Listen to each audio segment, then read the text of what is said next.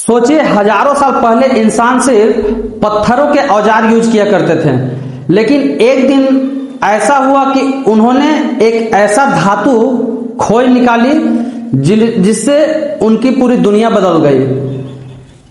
आज हम लोग बात करेंगे ताम्र पाषाण युग के बारे में। आखिर ताम्र पाषाण युग क्या है, इसकी शुरुआत कब हुई और ये ताम्र पाषाण क्या थे जिसके वजह से इंसानों ने पहली बार तांबा और पत्थर दोनों को मिलाकर अपना औजार बनाया और अपने कामों में लाया।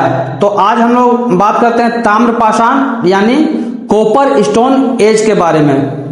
तो इसके बारे में हम लोग विस्तार से समझते हैं कि आखिर ताम्र पाषाण क्या है। और जब तांबा मिला, ताम्र पहले समझते हैं कि ताम्र पाषाण, तो ताम्र का अर्थ होता है तांबा और पाषाण यानी पत्थर, तो इन दोनों को मिलाकर ताम्र पाषाण कहा जाता है। पहले जब हम लोग नवपाषाण काल पढ़े थे तो उसमें हम लोग देखे थे कि मानवों ने नवपाषाण काल में वे सिर्फ पत्थरों के औजार बनाकर अपना जीवन को व्यतीत करते थे, लेकिन जब वे लोग काम करने के दौरान पत्थरों के बीच उन्हें तांबा धातु का पता चला, तो उन्होंने उस तांबा को लाकर उन्हें पिघलाकर औजार के रूप में बनाना शुरू किया। तो हम लोग पहले समझते हैं कि उन्हें पहचान कैसे हुई कि ये तांबा है और इसे क्या यूज में लाना चाहिए। तांबा आखिर कहाँ से मिला? तो तांबा क्या मिट्टी के अंदर दबा हुआ था कि वो खुदाई करते करते उनको मिला? तो ऐसा नहीं है। तांबा एक प्राकृतिक देन था जो चट्टानों में तांबा के रूप में अयस्क मिले थे, जिसे वो लाकर पिघलाए और पिघला के अपना औजार बनाया। हालांकि अभी भी वो पत्थर का ही यूज करते थे, लेकिन जब तांबा मिला तो तांबा और पत्थर को मिलाकर वो औजार बनाए। और वो पहले पत्थर यूज करते थे, पत्थर का औजार था, अब इन्होंने तांबा धातु से अपना औजार बनाना शुरू किया। इस वजह से इनकी जो काम करने का जो ये था अब पहले से और अच्छा हो गया। तो अब हम लोग समझते हैं कि तांबा कहाँ मिला था। सबसे पहले ये समझें कि ताम्र पाषाण का जो युग था वो 3000 BC से 1000 ईसा पूर्व के बीच था। कहीं कहीं कुछ स्रोतों में ये तिथियां अलग हो सकती है। अब हम लोग शुरू करते हैं प्रमुख ताम्र पाषाण स्थल। तो पहले हम लोग समझ लिए कि ताम्र पाषाण का मतलब क्या है। ताम्र मतलब तांबा और पाषाण का अर्थ होता है पत्थर। तो प्रमुख ताम्र पाषाण स्थल जो राजस्थान के आहड़ और गणेश्वर, महाराष्ट्र के दायमाबाद और इनाम गांव के मध्य प्रदेश में ये तांबा पाया गया था। अब इसको डिटेल्स में हम लोग एग्जाम के क्वेश्चन के पैटर्न के आधार पे हम लोग समझते हैं।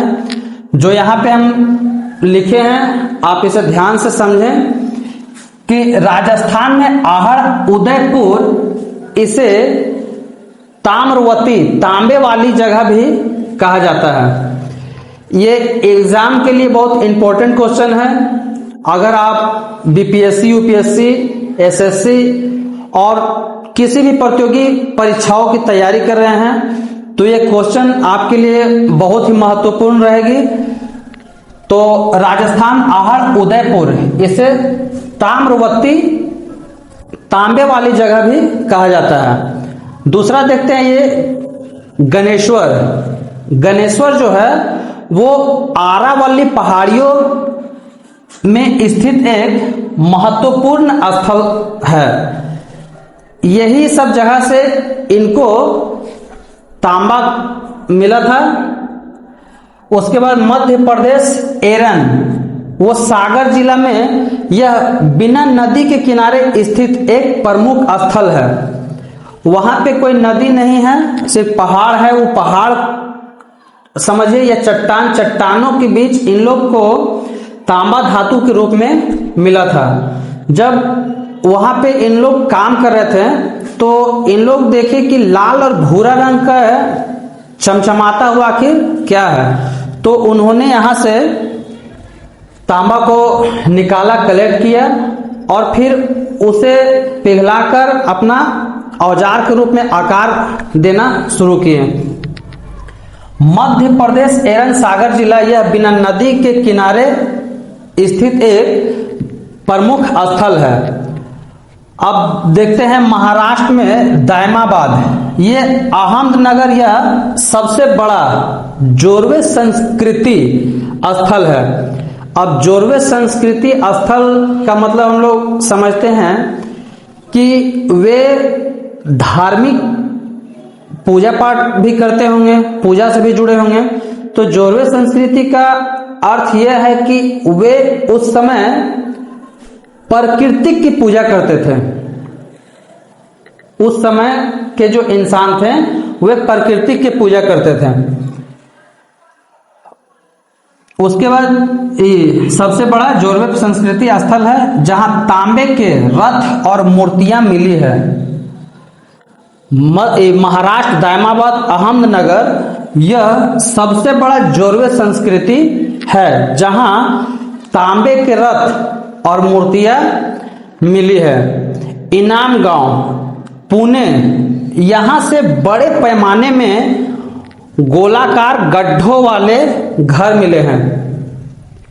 अब उस समय गोलाकार गड्ढों वाले घर का मतलब यह है कि जब मनुष्य उस समय जब अपना जीवन जीते थे तो बहुत सारी कठिनाइयां, परेशानी का सामना करना पड़ता था। तो उस परेशानी से बचने के लिए उन्होंने क्या किया कि जमीन के अंदर रहना सुरक्षित समझा। अब वे इसलिए सुरक्षित समझे कि अभी हम लोग के पास बहुत सारे साधन हैं, ठंड से बचने के लिए, बरसात से बचने के लिए या गर्मी से बचने के लिए हम लोग के पास अभी बहुत साधन है। लेकिन क्या आप समझ सकते हैं कि उस समय क्या ये साधन हुआ होगा? नहीं। तो इस वजह से उन लोग को लगा कि शायद हम लोग अब जमीन के अंदर रहेंगे तो ठंड से बच सकते हैं, बारिश से भी बच सकते हैं। या एक कारण यह भी रहा होगा कि गड्ढा में रहने का रीजन एक यह रहा होगा कि हम लोग जानवरों से भी बच सके, कि अगर हम लोग गड्ढे में हैं और जानवर अगर आए तो हम लोग देख के यहीं से मार के उसको भगा सके। तो इनाम गांव पुणे, यहां से बड़े पैमाने में गोलाकार गड्ढों वाले घर मिले हैं। तो गोलाकार गड्ढों वाले घर से हम लोग समझ लिए कि गोलाकार गड्ढा किस लिए उन लोग यूज करते थे। जैसा कि हम लोग के पास जिस तरह का साधन अभी है उस तरह उन लोग के पास नहीं हुआ होगा, इस वजह से उन लोग गोलाकार गड्ढे में रहते थे। तो अब एग्जाम में जो पूछे जाने वाले क्वेश्चन है, ये क्वेश्चन अक्सर सभी प्रतियोगी परीक्षाएं में पूछे ही जाते हैं, चाहे वो बीपीएससी हो, यूपीएससी हो। हालांकि यूपीएससी का थोड़ा सा पैटर्न अलग रहता है, वो थोड़ा सा मतलब टफ पूछते हैं, लेकिन वन लाइनर जो एग्जाम है यही सबसे पूछे जाते हैं। तो पहला हम लोग का क्वेश्चन यह है कि ताम्रपाषाण युग की सबसे बड़ी विशेषता क्या थी? ताम्रपाषाण युग की सबसे बड़ी विशेषता क्या थी?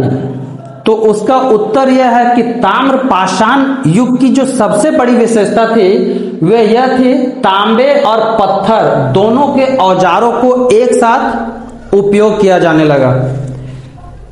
तांबा और पत्थर दोनों को एक साथ किया जाने लगा। जैसे कि पहले उन लोग सिर्फ पत्थर यूज करते थे, अब जब इन लोग को तांबा मिल गया तो पत्थर के मुकाबले में तांबा हार्ड होगा, स्ट्रांग होगा। तो अब वे तांबा और पत्थर को दोनों को मिलाकर कुल्हाड़ी, चाकू या जो भी उन लोग औजार बनाए और इन लोग अपना काम किए। उसके बाद आहत बनारस संस्कृति किस राज्य से संबंधित है? आहस बनारस संस्कृति किस राज्य से संबंधित है? तो इसका आंसर है राजस्थान। और जोरवे संस्कृति किस राज्य में विकसित हुई थी? तो वो महाराष्ट्र में। जैसा हम लोग जाने कि जोरवे संस्कृति का अर्थ यह है कि उन लोग प्रकृति का पूजा करते थे और देवी देवताओं को भी पूजा करते थे। इस वजह से इनाम गांव यहाँ महाराष्ट्र दायमाबाद में सबसे बड़ा जोरवे संस्कृति स्थल है और यहीं से उन्हें तांबे का रथ और मूर्तियां मिली है। आज का क्लास में हम लोग समझे कि नवपाषाण के मुकाबले में ताम्र पाषाण युग में मनुष्यों में क्या क्या बदलाव आया, क्या सुधार आया और तांबा कहां से प्राप्त हुआ, कब प्राप्त हुआ। तो इसी दौर में मानव का नवपाषाण युग में हम लोग देखे थे कि नवपाषाण युग में मानव ने पहली बार खेती करना सीखा, अस्थाई घर बना के रहने लगे, पालतू जानवर बनाए। और अब ताम्र पाषाण वे ऐसी सभ्यता थी जो इन लोग को एक नई दिशा मिली और नई दिशा के साथ साथ इन लोग को अब एक और नया औजार मिल गया जिसे हम लोग आज तांबा के रूप में जानते हैं। तो आज के लिए इतना ही, मिलते हैं अगले क्लास में। और अगला क्लास का जो टॉपिक हम लोग का रहेगा, तांबा के बाद जो इन लोग को जो धातु मिला था वो कांसा था। तो अगला टॉपिक हमारा कांसा पे रहेगा। हम एंशिएंट हिस्ट्री का सीक्वेंस से अभी चल रहे हैं। उसके बाद कांसा के बाद हम लोग आगे लोहा के बारे में पढ़ेंगे, लोहा धातु। उसके बाद हम लोग सिंधु सभ्यता पे जाएंगे। तो आज के लिए इतना ही, मिलते हैं अगले क्लास में। तब तक के लिए जय हिंद।